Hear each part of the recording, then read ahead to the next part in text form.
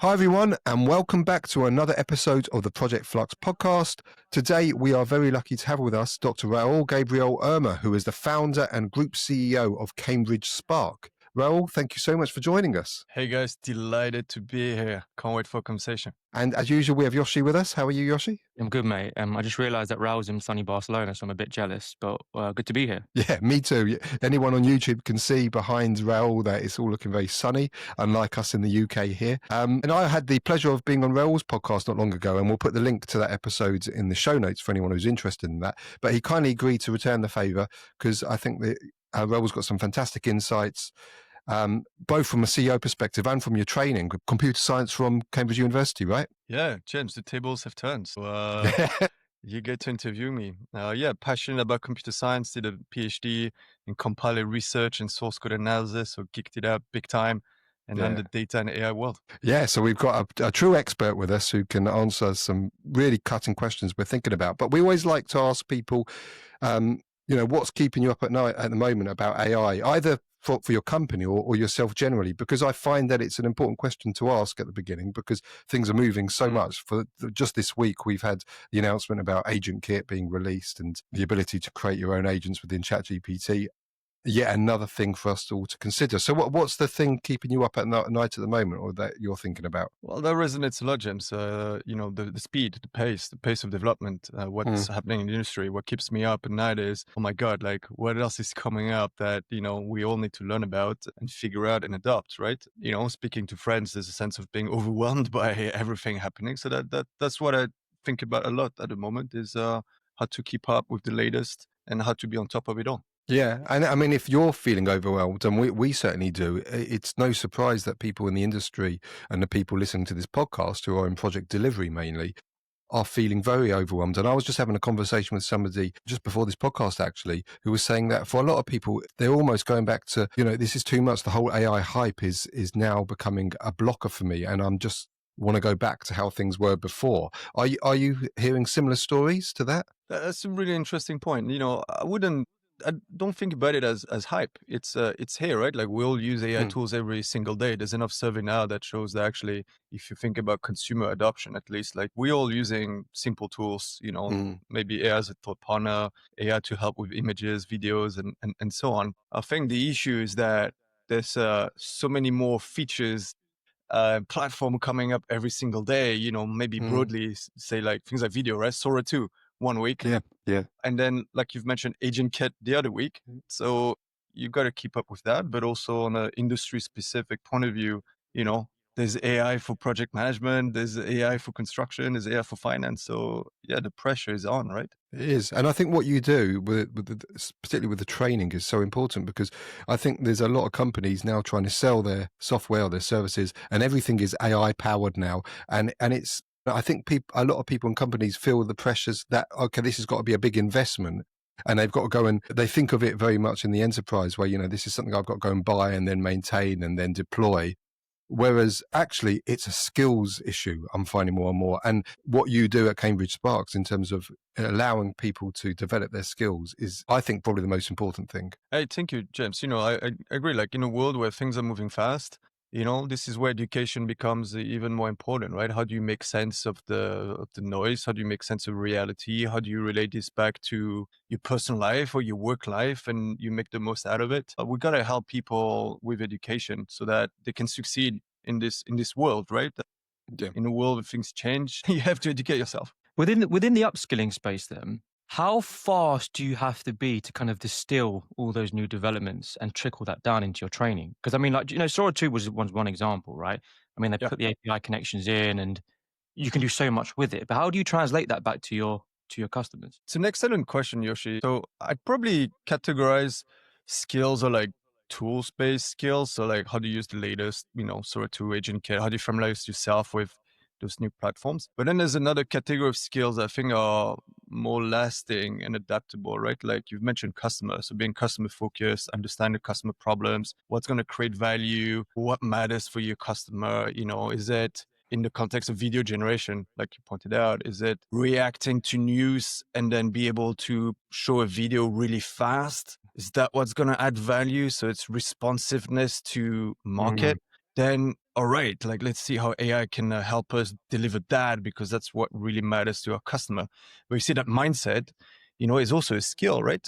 So, I think it's important to get the right blend between understanding what are the problems worth solving, what's creating value for customers, users, or in your personal life too, right? You're your own customer. And then, of course, be adaptable and understand how to leverage those tools. Like, we moved from clicking buttons in a complex interface to actually, let's get comfortable and write English, right? Now I think everybody has to be comfortable with like conversing with a platform, which wasn't the case before, right? Yeah, absolutely.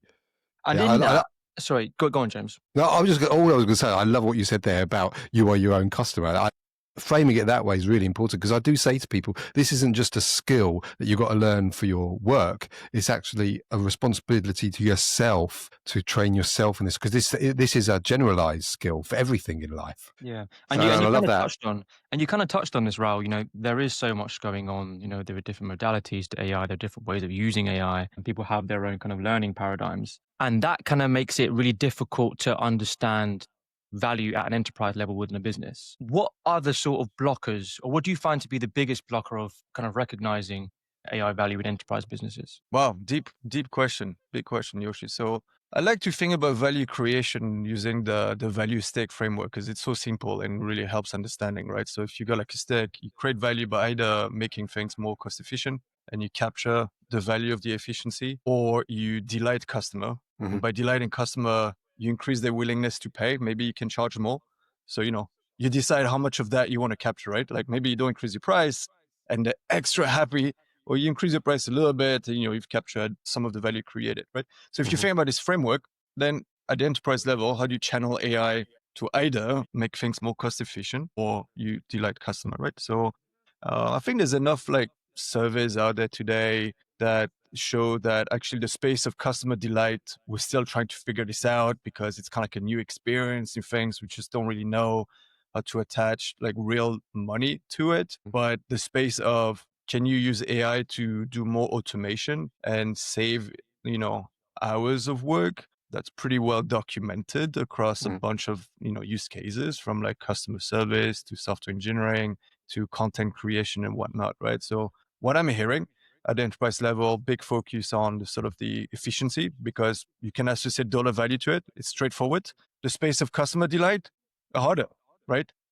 Now it's the space of innovation and, proving that customers are going to pay more because they have an enhanced experience compared to before. And that takes more time. Yeah, and because I've been kind of tackling with this, right, in the sense that, AI, the big promise of AI is a lot of time saving. So it allows you to do more. Now, businesses then want you to, when you free up more time, be able to be more productive and do more work. Equally, for a lot of people who are in the position whereby they're seeing AI as, I can actually buy some time back because I'm completely exhausted, I'm doing too much. When you then tell them, okay, AI is bringing more productivity savings, sorry, more efficiency savings, and you can be more productive, you're kind of feeding that fatigue, right? So then it's like you then run the risk of a resistance. So how can you think you can navigate that? Excellent point. So I would maybe split what I like to call horizontal productivity versus verticalized one. So, like you and I using tools to like summarize this document, or like, can you just like write this quick text together? That's productivity, but it's impossible to associate ROI to it, like at least from a P&L point of view, because you're still doing your job, right? Like it's not like, your time is still the same time. I don't know what you're going to do with that freed up times. I think ROI is much harder to value there. Now, in a verticalized point of view, say like a software engineer, I did computer science. I no longer need to write a unit test manually. I no longer need to like create a boilerplate for like a little crude system, around a database. That is done, right? So actually there you are more productive, and I can really like associate hours of software engineering time that I'm no longer doing this task. And the theory is that actually now I'm spending more time with the customer, the user, understanding the needs and focusing on customer delight. So, to your point of fatigue, I think fatigue is when you do things that you don't enjoy doing, right? Like that's what you like, The right? churn. Yeah. Yeah. The churn, like the annoying, boring, like soul crushing stuff, like writing unit test, like writing a SQL query. I mean, that is just not fun, right? But like And actually I suppose figure for what. people on project delivery, it's like writing project briefs and things like that, Yeah, that's like not fun, right? But actually Mm. like be a bit creative, figure out what to build, how I'm going to build it, and then seeing it to life and then iterating. Then you get the energy, right? Yeah, that's how I think about it. Fatigue for me is like focusing on tasks that are just not fun. And if there's a way to like get rid of them, I mean, let's embrace that. Well, I think the opportunity is to increase thinking time, right? Because we spend so much time just doing stuff without time thinking about it. The great promise for me with AI, there's the two-tracked principle that I like, which is the first track is just increasing productivity. If we can drive 20%, 30, 40% more productivity just by doing the same thing that we've always done faster, that's great. But at the same time, we've also got to think about the outcome and how we can maybe change the whole way that we do things using AI to develop the same outcome for clients. As you said, will delight clients, but doing it a totally different way. And I don't think those things are exclusive. You should do both those things together. You should work on the efficiency whilst you're also thinking about, and goes back to my point, using that efficiency saving to spend time thinking about what that means in the longer term. Yeah, 100%. And I love what you say around, I guess outputs versus outcomes, right? I mean, it's fair that we're having to think harder about outcomes now, to some extent, because some of the output, like writing tests, like doing document briefs, you can see a way to make that faster. So what's the outcome of that document brief, right? Like, how can I focus on the customer? So it's forcing us to think harder, exactly like you say, like spend more time thinking and focus on the. Cool.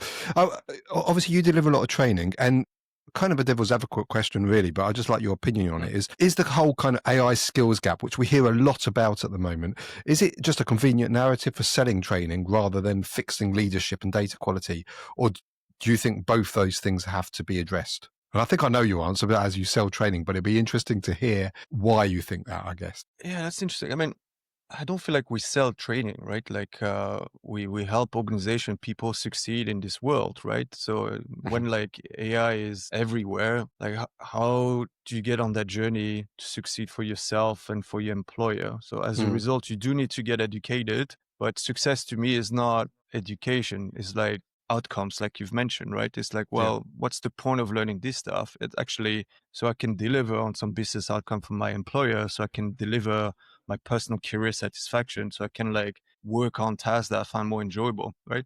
So I would start with that. So I guess to you devil's advocate point is it convenience? I don't think it's convenience because there's no business out there that does not want to be competitive, that does not want to delight customer, capture market share. So if you start with that, then why wouldn't you consider a transformative technology that is getting you there? And the classic sort of thought like process here is your competitors are, right? So if you don't, Fall behind. what are you going to do? If they can be 5% more efficient than you, they can charge less and deliver the same as you. So obviously they'll win all the business. So you do have to get on the journey, right? You have to innovate. And as a result, you do need your workforce to be upskilled to make the most out of it, right? So for me, it's not convenience, it's absolute survival. Yeah, it's a good point. But the interesting point you said there was, people charging less. What I hope, my kind of deep hope is that doesn't happen, that this doesn't become a race to the bottom, that everyone starts, because if we actually use this technology properly, what we should be doing is charging the same, increasing value, increasing profit margins so we can spend more time on investment. But it is a real concern of mine, and we've seen it. I've heard cases of certain clients already coming back saying, if you use AI to do this thing, then we want to see a reduction. We've heard the case just this week of, I think it was Deloitte, who've asked for a refund from a company because they used AI. And that to me is a really dangerous road we're traveling down, because it will become a race to the bottom. What's your views on that? Yeah, I hear you. I might have an alternative view, right? Like, I think the question you ask here is, what's the strategy? And there's only two ways to go about delivering value again, right? It's either you make your service cost as cheap as possible, or you make it as differentiated as possible. Differentiated means customer delight, as cheap as possible, as cost efficient. So the aviation industry is a good example, right? Like Ryanair, the whole strategy is to be the cost leader in the industry. So they're going to use the hell out of AI to keep reducing that price down and down.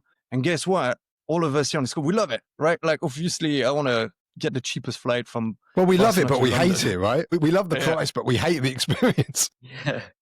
You know what you're getting for, though, right? And Yeah. you're making that choice. And that's a totally fair strategy. And Yeah. as a result of that, Ryanair, I mean, the performance is doing amazing, right? So they keep getting more business because a very focused strategy. I want to be the cost leader. Let's use AI to make that happen. On the other side, you've got other airlines. So let me take like Virgin Atlantic, you know, Mhm. as a customer of ours. It's a completely different ballgame. It's about a differentiated experience. How can we care about the customer? How can we deliver personalized messaging? So there, it's not about making things cheaper. It's actually using AI, like you've said, to invest in customers.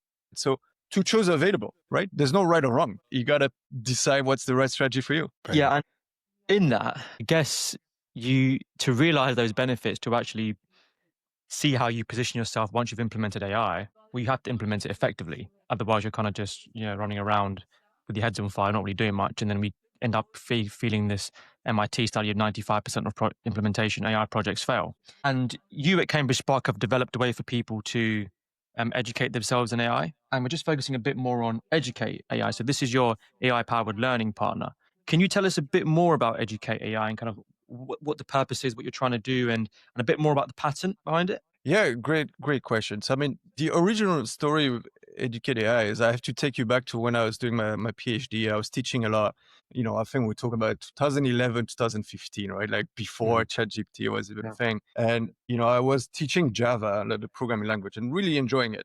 Now, the bit that I really found, talking of fatigue, Yoshi, is that I had to give feedback to students on their assignment, like coding assignment, right? And I kid you not, I had like 50 students, they all writing like a Java program, 200 lines of code.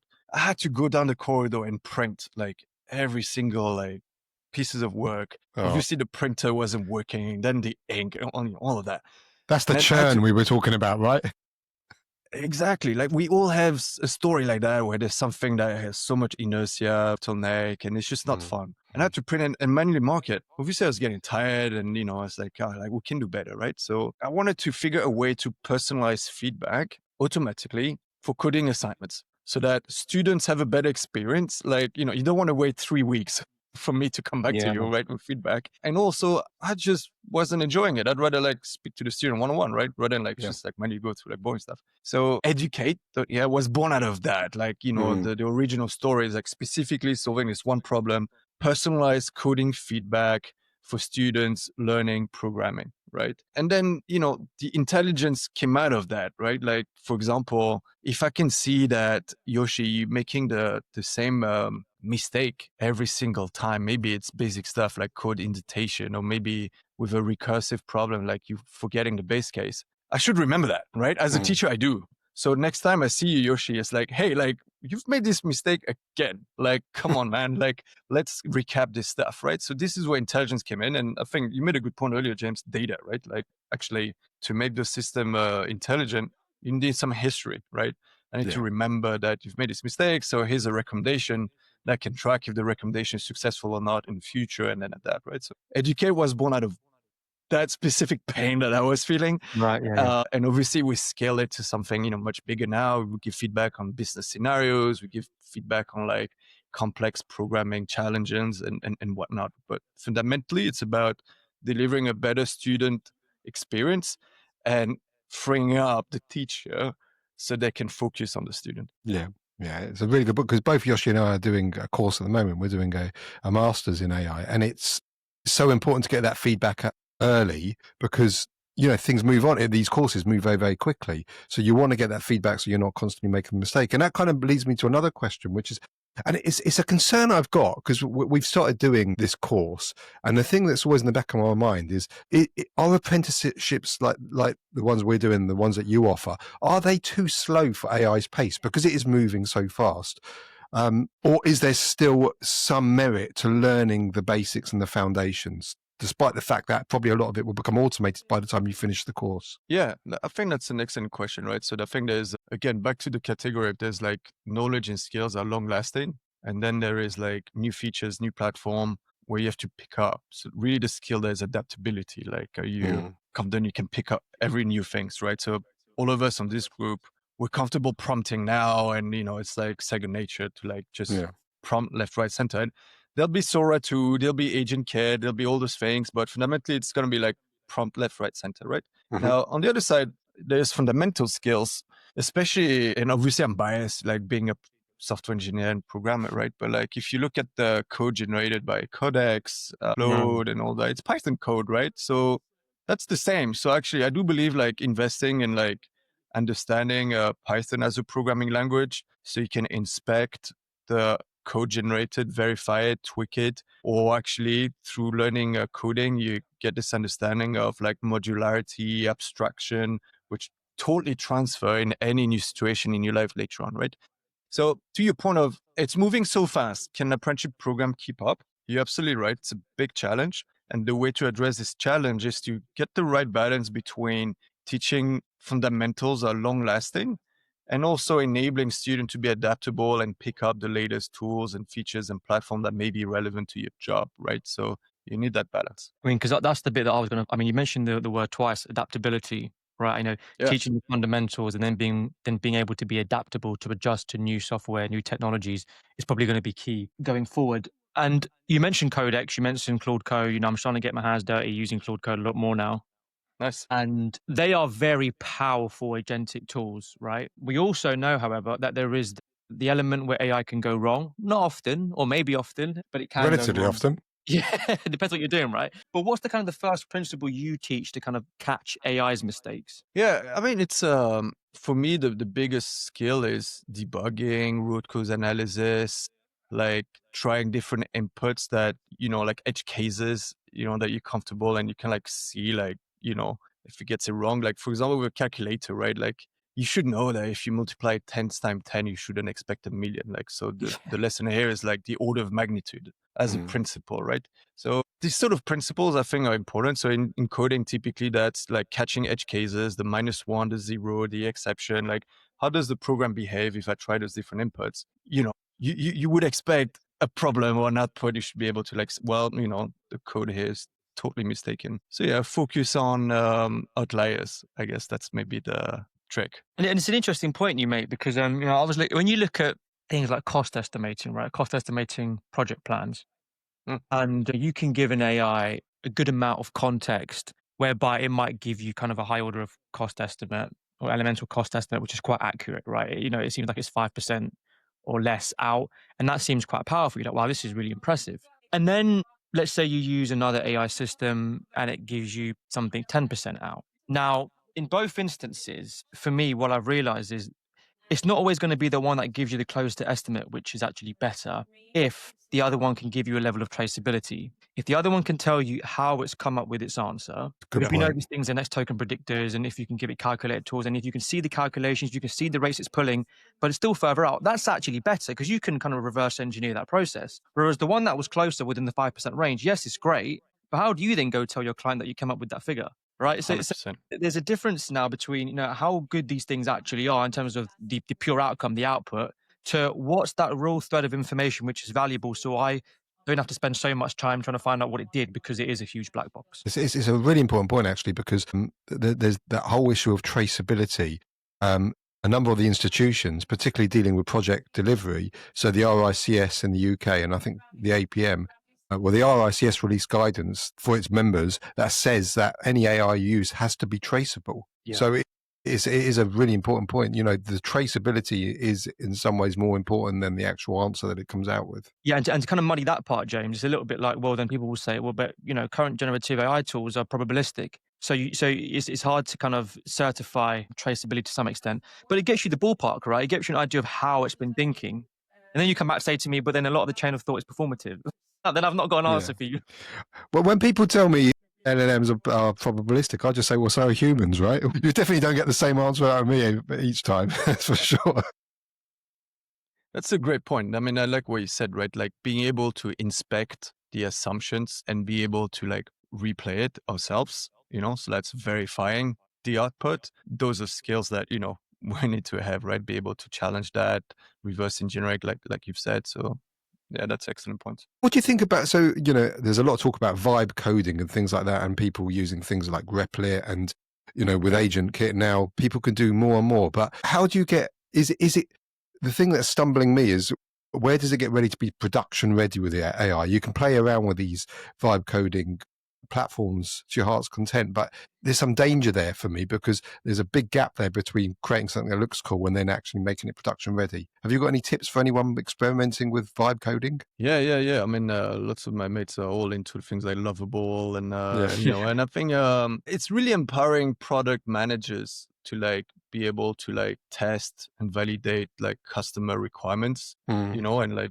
put it together and like, hey, like how about this feature here? Like, does that solve the problem that you had, right? So I think there's quite a lot of benefits that you can make use of vibe coding, like in product management. What do I think about the future? I would, when we talk about production, it depends. Like, when is production readiness valued? Clearly in the enterprise world, like, if you're a large bank, you better not screw up with your customer data, and you Yeah. better like not reject the mortgage because of whatever reason. Like, so then you need to be extra watertight. So you care more there. But guys, like, let's say, you're an entrepreneur and you've got this cool new idea for a new video game, and it's going to be super cool. Then, like, let's just create the video game, put it in front of users as fast as possible and learn and enjoy that experience and iterate.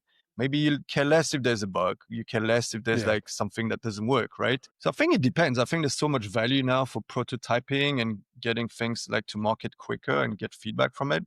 In some industry, it doesn't matter if there's a few bugs here and there. Yeah, exactly. I think it's really good for what you said, prototyping, proof of concept. So it's getting something out of someone's brain into an environment where you can say, this is what I mean. And then you can have that conversation, and then someone can decide whether that's actually what they want. But it's got this double-edged sword, really. It's really exciting. It's really empowering.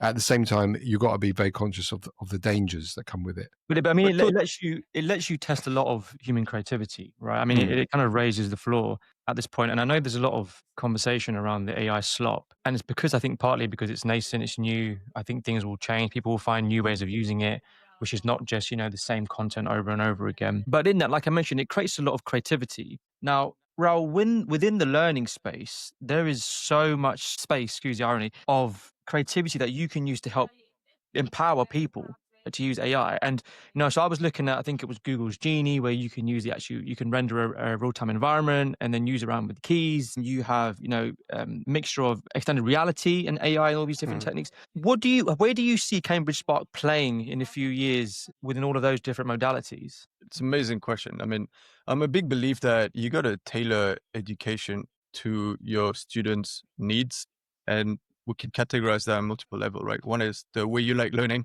It might be like anything from like video to audio to text to graphics to interactive to passive. Let's just broadly, that's like learning modality. But then there's like industry.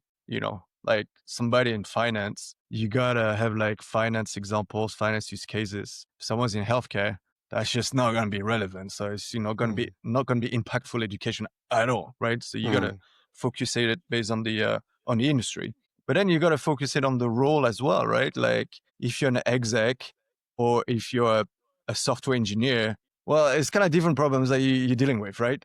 So you also have to be able to tailor based on the role. So for me, the big opportunity with education now and AI, actually, we have a path to personalize education across all learning modalities, across all industries, and across all roles. I mean, how exciting is that? It is. It's amazing.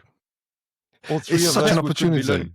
But are there Yeah. any parts within that might, where you see any concerns, or do you just see it as a huge opportunity? I mean, the opportunity is more impactful education that delivers ROI personally and to the employer. I think that's the North Star. The challenges and the things that keep me up at night, more on a philosophical point of view, is that if we're too reliant on AI on a day-to-day, are we missing some skills?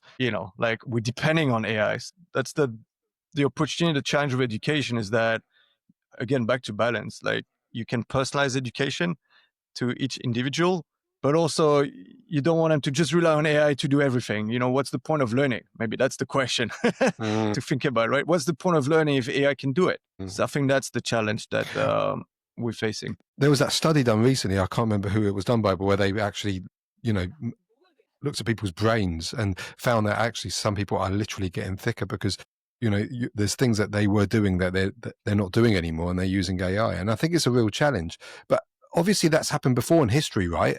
As we got when the tractor came and the loom, and this is nothing new in that sense. I think it's just the speed of it, isn't it, Raoul? That it's happening a lot faster than any other technological revolution. The speed and scale. And scale, yes, And absolutely. scale, because like ChatGPT, 2 years and a bit, 800 million active users. Like we've never seen that level of Insane, isn't it? technology adoption. So I think that's the challenge. It's happening fast and everywhere at the same time. But do you think there are some darker elements, because we're sticking within the learning environment, right? I guess to some extent there's the argument of social engineering, right? So it's who's to say whose truth is the objective truth or the absolute truth, right? Because it's kind of somewhat all relative. So if you are an incumbent who are developing the likes of ChatGPT, Claude, Gemini, the developers themselves and the company, the culture, and who they collaborate with, you'll typically see a lot of their beliefs and truths baked into that model, right? And even though you can put wrappers on and you can personalize learning to some extent, you'll still find some of those biases. So do you think from a learning standpoint, there is a danger around behavioral engineering and these sort of aspects? 100%. I mean, I don't have kids, but I can tell you when and if I have kids, like I would want them to be able to not be deception, right? Like be able to challenge deception, be able to challenge made up facts that sound very convincing. I would want them to feel confident finding the truth themselves across multiple systems, multiple sources, not just believe what's being said. Because we live in an environment where social engineering, I mean, it's a solved thing, right? Like, we can create an avatar of you, Yoshi, and it's going to sound and look just like you. And it's going to be incredibly hard to tell if it's you. So that guy is worrying, right? So back to learning, yeah, it can get quite dark. So again, I think there's some skills around verification, challenging, critical thinking that I believe are going to be very important to set up the current generation, the next generation for success in this world. It's a good point, actually. As I was saying before, these new skills emerge as certain skills get automated, new ones emerge, and that's probably going to become a very important skill for people going into the workforce, understanding deception, making sure how do you verify things. But just on that bit part, so before you move on that part, and because of that necessity, you might actually see people growing an ability to discern. We might actually, yeah, exactly. That's what I mean. Discernment. So I think for sure, I think that's a good point. It's a good counterpoint. Or the other way around, where you can actually see somebody who's not very good at it, and that actually holds them back. So it becomes a skill that they need to learn to get ahead in the workforce. But we're going into uncharted territories. It's really quite exciting and interesting. And just finishing off on the education point, going back to the course that we're currently doing. I mean, I've totally changed the way that I'm studying, using things like Notebook LM, for instance, where you can get the transcript of a session that you've done and the slides, and you use Notebook LM and you can get it to ask you questions and create a quiz. It's just insanely powerful. But what I find, I don't think people realize these things are available, and a lot of them are free. Yeah. I mean, there is so many cool ways to interact with content and make it more energizing. I think, you got to use whatever works for you. Notebook LM works for you, James, like double down on it, right? But it might not be for everybody. That's a good point. Good advice. Just before we finish off, Raoul, we want to ask you a couple of sort of more personal questions. Can we ask you what's a widely held view in AI education that maybe you strongly disagree with? I think it's the point that by learning AI, it's going to free up your time. I mean, we all believe in that, but I can tell you I've never been busier than ever. So I think that's a misconception that, learning about AI will give you free time to relax more. I think that's not happening. If it doesn't do that, is it then actually AI is going to just make the time that you spend more valuable? Is that the right way of framing it? AI is giving you an opportunity to create more value. Yes, I agree with that. But that comes with a bit of pressure too, right? Like you have to think about creating more value.